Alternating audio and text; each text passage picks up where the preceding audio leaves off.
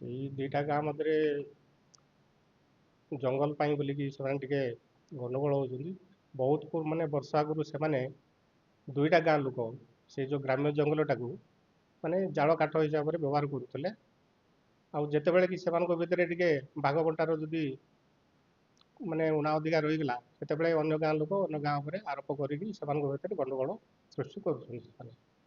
ଦେଖନ୍ତୁ ସବୁବେଳେ ମଧ୍ୟରେ ଟିକେ ସମାଧାନ ନାହିଁ ଆଗାମୀ ଦିନରେ ଆଉ ଆମେ ସେମାନଙ୍କୁ କହିଛୁ ତାଙ୍କ ନିଜ ଗାଁ ଭିତରେ ସମାଧାନ ହେବା ପାଇଁ। ଯେମିତିକି ଆଗରୁ ସେମାନେ ସମାଧାନ କରିକି ସେମାନେ ସେ ଜଙ୍ଗଲଟାକୁ ବ୍ୟବହାର କରୁଥିଲେ ଜାଳ କାଠ ଏମିତି ହିସାବରେ, ଏବେ ବି ସେ ଟାଇପର କରିବା ପାଇଁ କହିଛୁ।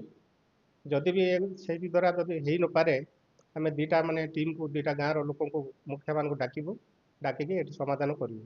ଆଉ ଗୋଟେ କଥା ସେଇଟା ତ ହବା କଥା ନାହିଁ ନିୟମ ଅନୁସାରେ, କିନ୍ତୁ ସେମାନେ କ'ଣ କରୁଛନ୍ତି, ଯେହେତୁ ସେମାନେ ସେଇ ଗାଁ ଜଙ୍ଗଲଟାକୁ ଜଗା ରଖା କରୁଛନ୍ତି, ତାର କିଛି ଭାଗଟା ସେମାନେ ବି ତାଙ୍କର ଜାଳ କାଠ ହିସାବରେ ସେମାନେ ନେଉଛନ୍ତି, ଜାଳ କାଠ ହିସାବରେ ବ୍ୟବହାର କରୁଛନ୍ତି। ଏବେ ବନ ବନ ବିଭାଗ ତରଫରୁ ଆମେ ତ ଇନକ୍ୱାରି କରିବୁ, ଇନକ୍ୱାରି କଲା ପରେ ଡାକିବୁ। ସେ ଜାଗାଟା ତ ଗ୍ରାମ୍ୟ ଜଙ୍ଗଲରେ ଯାଉଛି।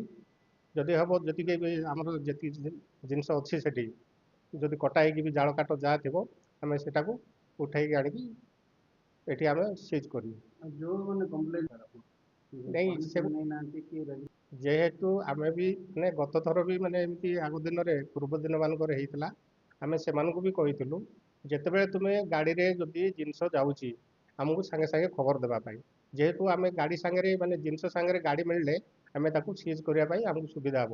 ଏମିତି ମାନେ ଅଯଥାଟାରେ ଥିଲେ ଗାଡ଼ିରେ ନେଇଗଲା ସେ ନେଇଗଲା, ଏଭଳିଆ ଆମେ କରିପାରିବୁ ନାହିଁ। ଆମକୁ ତ ପ୍ରୁଫ୍ ଦରକାର ନା, ଯାହାହେଲେ ବି ଜିନିଷ ଆମକୁ ମାନେ ସେ ଟ୍ରାକ୍ଟର ହଉ ଯୋଉଥିରେ ନଉ, ସେ ଯଦି ସେଇ ସମୟରେ ଆମକୁ ମାନେ ଖବର ଦେବେ, ଆମେ ସାଙ୍ଗେ ସାଙ୍ଗେ ଯାଇକି ସେ ଗାଡ଼ିଟାକୁ ସିଜ୍ କରିବୁ। ଉଭୟ ଗାଁକୁ ଡାକି ସମାଧାନ କରିବାର ହଁ, ଆମେ ତ ସେଟା ମାନେ ଚିନ୍ତା କରୁଛୁ, ଉଭୟ ଗାଁକୁ ଡାକିବୁ, ଡାକିକି ସେଟାର ସମାଧାନ କରିବୁ।